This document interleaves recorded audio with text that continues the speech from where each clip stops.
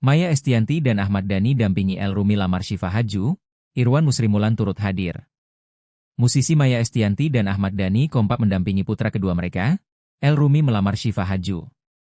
El Rumi dan Syifa Haju menggelar acara lamaran pada Rabu, 21 Januari 2026, hari ini. Acara tersebut digelar di Hutan Kota Bayi Pelataran, Senayan, Jakarta. Syifa Haju pun membagikan sejumlah potret momen lamarannya dengan El Rumi lewat akun Instagram pribadinya Syifa Haju. Tampak dekorasi acara lamaran El Rumi dan Syifa Haju penuh dengan warna pastel. Syifa tampil cantik nan anggun mengenakan kebaya berwarna oranye muda pucat atau peach living. Sementara El Rumi tampak gagah memakai beskap berwarna senada dengan kebaya sang kekasih. Keluarga besar El Rumi kompak mengenakan pakaian berwarna kuning pastel. Adapun keluarga Syifa Haju berseragam memakai pakaian berwarna hijau mint.